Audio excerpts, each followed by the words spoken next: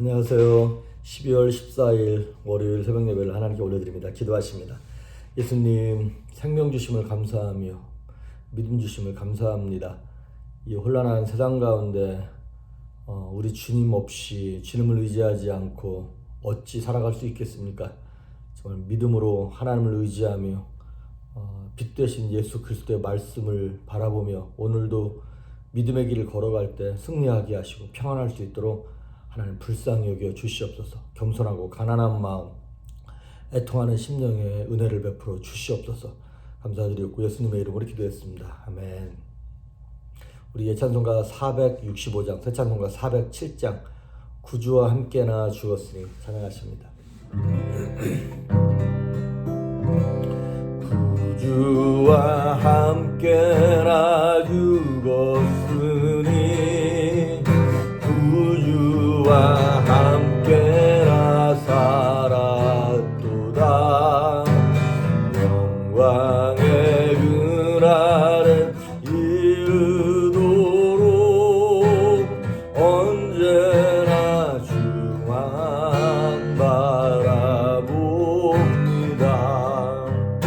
언제나 주는 날 사랑하사 언제나 새 생명 주시나니 영광의 그날에 이르도록 언제나 주만 바라봅니다. 마음속에 시험을 받을 때와 무거운 근심이 있을 때에 주께서 그때도 같이 하사 언제나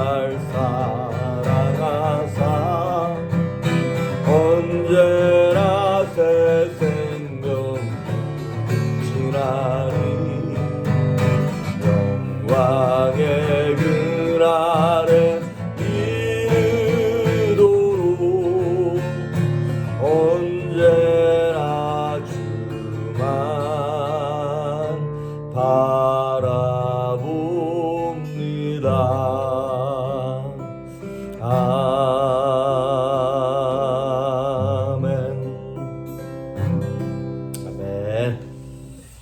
오늘 우리에게 주시는 하나님의 말씀은 마태복음 12장 38절에서 45절에 있는 말씀입니다. 마태복음 12장 38절에서 45절에 있는 말씀까지 봉독해 올립니다. 그때 서기관과 바리새인 중 몇 사람이 말하되 선생님이여 우리에게 표적 보여주시기를 원하나이다. 예수께서 대답하여 이르시되 악하고 음란한 세대가 표적을 구하나 선지자 요나의 표적밖에는 보일 표적이 없느니라. 요나가 밤낮 사흘 동안 큰 물고기 뱃속에 있었던 것 같이 인자도 밤낮 사흘 동안 땅속에 있으리라. 심판 때 니느웨 사람들이 일어나 이 세대 사람을 정죄하리니 이는 그들이 요나의 전도를 듣고 회개하였음이거니와 요나보다 더 큰 이가 여기 있으며 심판 때에 남방 여왕이 일어나 이 세대 사람을 정죄하리니 이는 그가 솔로몬의 지혜로운 말을 들으려고 땅 끝에서 왔음이거니와 솔로몬보다 더 큰 이가 여기 있느니라. 더러운 귀신이 사람에게서 나갔을 때 물 없는 곳으로 다니며 쉬기를 구하되 쉴 곳을 얻지 못하고 이에 이르되 내가 나온 내 집으로 돌아가리라 하고 와보니 그 집이 비고 청소되고 수리되었거늘 이에 가서 저보다 더 악한 귀신 7을 데리고 들어가서 거하니 그 사람의 나중 형편이 전보다 더욱 심하게 되느니라. 이 악한 세대가 또한 이렇게 되리라. 아멘. 먼저 광고 드릴 것은 이번 주 한 주간이 올 2020년 마지막 새벽 예배 주간입니다. 그래서 다음 주와 그 다음에 12월 마지막 주 1월 이제 1일까지 2주 동안만 새벽 예배를 쉬도록 하겠습니다. 쉬는 이유는 뭐 안 쉬어도 되는데요. 저도 자꾸 충분히 이렇게 묵상되지 않고 막 날 것이 막 나오는 것 같고 맨날 똑같은 얘기 하는 것 같아가지고 좀 새로운 묵상하는 시간이 좀 필요한 것 같습니다. 그래서 2주 쉬고 1월 4일 첫째 월요일부터 다시 새벽 예배 시작하도록 하겠습니다. 자, 오늘 이제 악한 세대가 표적을 구하는 것에 대해서 예수님이 서기관 바리새인들하고 논쟁을 펼치시는 장면이에요. 38절에서 42절까지 무슨 얘기냐면 서기관과 바리새인들이 예수님께 표적을 요구해요. 사인. 이 표적이라고 하는 건 뭐냐면 표시가 나는 기적이란 뜻이에요. 어떤 표시예요? 야, 네가 메시아인 표시 이거예요. 그러니까 표적은 기적 플러스 어떤 의도가 있는 거예요. 그러니까 사실 기적이라고 하는 것이 때로는 귀신들도 기적을 나타낼 수 있죠. 근데 예수님이 나타나는 기적은 그런 기적과 달리 하나님의 의도하시고 뜻하신 메시아가 드러날 수 있는 그런 표적을 얘기하는 거예요. 그런 표적을 우리에게 보여달라고 서기관과 바리새인들이 요청합니다. 그런데 예수님이 그런 표적을 안 보여주셨나요? 이사야서에 나오는 말씀처럼 앞으로 올 메시아는 와서 할 일이 뭐냐면 성령이 임하심으로 말미암아 소경이 보게 하고 귀머거리가 듣게 하고 안진뱅이가 일어나고 이런 것이 예수님이 메시아임을 나타내는 표적이었거든요. 그런 것들을 많이 보였음에도 불구하고 안 믿기로 마음문을 닫고 작정한 이들에게는 그것이 표적으로 안 보여지더라 이 말이죠. 이미 수없이 보였는데도 안 믿기로 작정했다면, 마음을 닫았다면 소용없는 것이죠. 그래서 예수님께서 결국에는 39절에 말씀드리는 것처럼 내가 이제 너희한테 보여줄 마지막 표적이 하나 있긴 있다. 그게 뭐냐면 요나의 표적이라는 거예요. 이 말을 딱 했을 때 유대인들은 다 알아들었어요. 그 말이 무슨 말인지 사실은. 요나 사건을 다 알고 있으니까. 요나가 물고기 뱃속에 들어갔다가 죽은 거죠. 그리고 다시 토해냄으로 살아났어요. 그런 것처럼 요나의 표적과 같이 내가 사흘 동안 땅속에 들어갔다가 다시 부활할 것에 대해서 예수님이 조금씩 자기 자신을 드러내시기 시작합니다. 그러면서 예수님 말씀하시기를 심판 때 니느웨 사람들이 일어나서 너네를 심판할 거라고. 왜냐하면 니느웨 사람들은 요나의 얘기를 듣고 회개했고 돌아왔거든요. 그런데 너희들은 지금 하나님인 메시아인 나를 보면서도 내 얘기를 들으면서도 너희들은 돌아오지 않는구나 라고 예수님 말씀하시는 거고, 42절도 보니까 심판 때 남방 여왕, 이거 이디오피아 여왕 얘기하는 거죠. 구스 여왕인가요? 그 이디오피아 여왕이 솔로몬의 지혜로운 말을 들으려고 먼 곳에도 왔잖아요. 그런데 솔로몬보다 더 큰 이인 하나님인 내가 여기 와 있는데 너희들은 이 지혜를 안 듣는구나, 내 말을 안 듣는구나 라면서 예수님이 이 세대를 향하여 뭐라고 책망하시냐면 39절에 나오는 말씀처럼 악하고 음란한 세대라 그러는 거예요. 예수님의 가장 무서운 책망인 거죠. 그렇게 딱 말씀하시고 난 다음에 43절에서부터 45절까지 좀 약간 뜬금없어요. 귀신에 대한 얘기가 나와요. 이게 왜 그런가 싶은데 하시고 싶은 말씀은 이거예요. 예수님께서는 이 바리새인들, 서기관들로 대표되어지는 이 세대를 이들의 영적 상태를 보여주는 거예요. 귀신이 들어가서 막 그 온 집안을, 그 사람을 난리를 쳐놓는 그런 상태를 바리새인들의 상태라고 지금 표현하고 계신 것입니다. 그러면서 귀신의 사람에게 들어갔을 때 나타나는 현상에 대해서도 우리에게 말씀하고 계신 거거든요. 이게 몇 달 전에 제가 이것도 설교를 했던 장면이긴 한데 다시 말씀을 드리겠습니다. 43절에 보니까 더러운 귀신이, 예수님은 꼭 말씀하세요. 귀신 앞에 더럽다는 말씀을 하세요. 더러운 귀신. 하나님은 거룩한 하나님이고 귀신은 더러워요. 더러운 귀신이 사람에게서 나갔을 때 물이 없는 곳으로 돌아다닌대요. 성경에서 물이라고 하는 것이 상징하는 것이 여러 가지가 있지만 여기서 나오는 물은 뭐냐면 생명을 얘기하는 거예요. 다시 말하면 은혜를 얘기하는 거예요. 그럼 마귀는 물이 없는 곳, 그게 어디예요? 사막이에요. 광야예요. 그런 데를 쫓아다녀요. 즉 다시 말하면 마귀는 사막 같은, 광야 같은 우리 심령을 쫓아다닌다는 거예요. 말씀이 없고 은혜가 없어서 막 심령이 쩍쩍 메말라 버린 그런 데를 귀신이 자기 집으로 알고 있다는 거예요. 44절에 보니까 내가 나온 내 집으로 돌아가리라. 마귀나 귀신들은 잘 들으십시오. 은혜 받지 못한 여러분의 심령, 감동이 식어버리는 우리의 마음을 자신의 집이라고 생각하고 편안하게 왔다 갔다 한다니까요. 그래서 은혜가 없는 심령에 귀신이 들어가기 때문에 가장 위험한 성도가 누구냐? 근래에 은혜를 받고 감동을 받은 적이 없는 성도들은 위험합니다. 귀신이 쉽게 역사할 수 있습니다. 그러면서 44절에 얘기하는 것처럼 내가 나온 내 집으로 돌아가리라. 하나님은 우리를 하나님의 성전 삼으셨다 그랬거든요. 우리는 거룩한 성전입니다. 성령님을 모시고 있는 전인데 우리의 영혼은, 우리의 심령은, 이 마귀나 귀신들은 우리의 육체를 진의 집이라는 거예요. 그래서 우리 생각에는 이 44절을 보니까 내가 나온 내 집으로 돌아가리라 하고 와보니 그 집이 비고 청소되고 수리되었거늘. 아니, 한번 쫓겨났으면 끝나는 거 아니에요? 근데 귀신들은 그렇지 않습니다. 집요합니다. 마치 불법 체류자가 어떤 장소를 불법으로 딱 점거하고 있어요. 그럼 쫓아내면 나가야 되는데 이놈이 자꾸 들어와. 그런 것처럼 44절에 우리가 이제 그 집이 비고 청소되고 수리되었다 그랬잖아요. 그렇습니다. 정작 수리되어야 할 것은 우리의 어떤 외모나 집이나 건강이나 성공이나 이런 것들도 참 중요하긴 하지만 내 안에 영혼을 수리해야 합니다.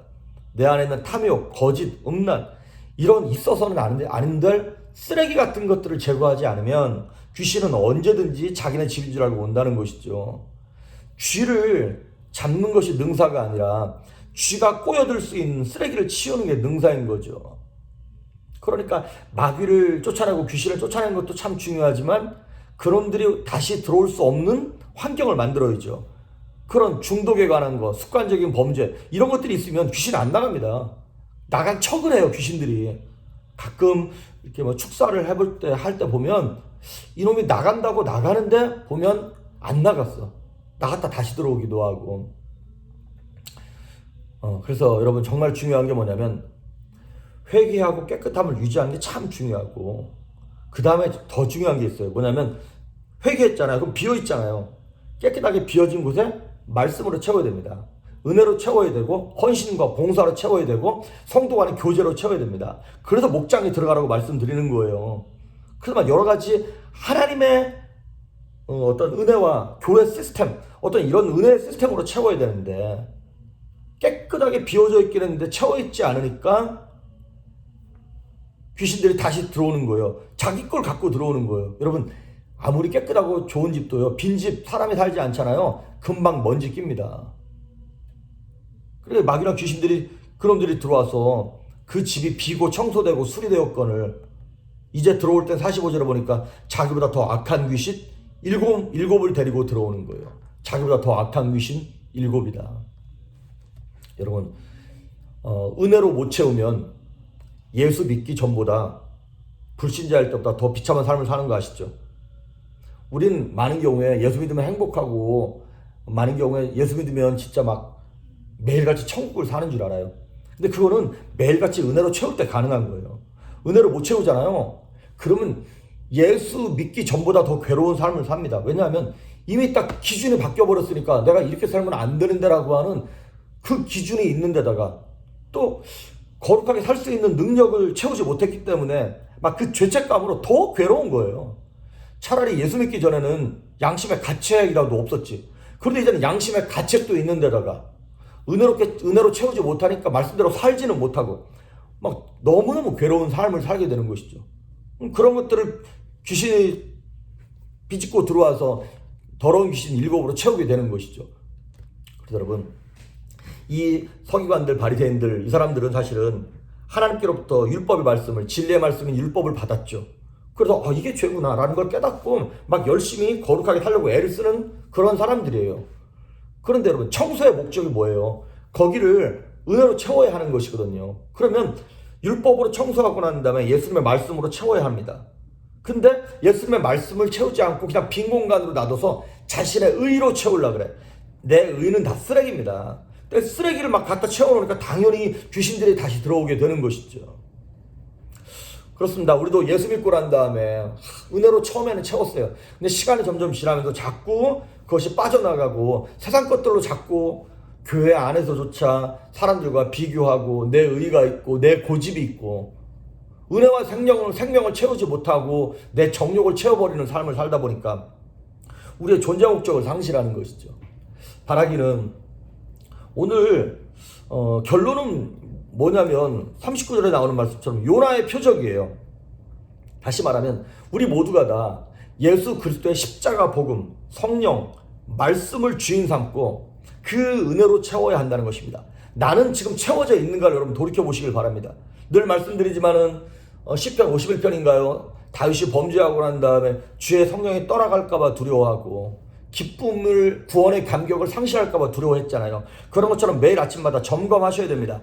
나는 지금 내게 구원의 감격이 있는가? 내게 은혜의 기쁨이 있는가? 삶은 힘들지만 그 삶을 믿음으로 이겨내려고 애쓰는 영적인 근육들이 있는가를 점검하셔야죠. 한번 구원받았다고 끝나는 거 아닙니다. 나는 날마다 구원을 이뤄간다 그랬던 것처럼, 사도 바울이 얘기했던 것처럼 오늘도 여러분 말씀으로 채우고 기도로 채우고 인내로 채우고 성령의 열매들로 채워서 이 악하고 음란한 세대 가운데서 요나의 표적 같은 예수 그리스도의 생명으로 풍성하여서 막 귀신이 역사하지 못하고 우리 가족을 건들지 못하고 우리 교회를 역사하지 못하고 저 여러분의 심령에 머리털 하나 공격하지 못함으로 정말 영혼이 건강하고 평안한 우리 모든 성도님 될 수 있기를 주의 이름으로 축복합니다. 기도하십니다. 예수님 감사합니다. 2020년 마지막 주 새벽 예배를 하나님 앞에 올려드리고 있습니다. 주님, 올 한 해를 믿음으로 채우며 은혜로 체험으로 말미암아 승리하는 영혼들이 될 수 있도록, 우리 성도들이 될 수 있도록 붙잡아 주시옵소서. 육체를 강건하고 평안하게 하시며 무엇보다도 심령의 어두운 마음의 질병을 갖고 있는 성도들을 고쳐주시고 기쁨을 허락하여 주시옵시며 저들의 기도에 응답하셔서 저들의 자녀를, 저들의 사업체를, 저들의 삶을 주의 능력으로 채워 주시옵소서. 감사드리오며 예수님의 이름으로 기도했습니다. 아멘.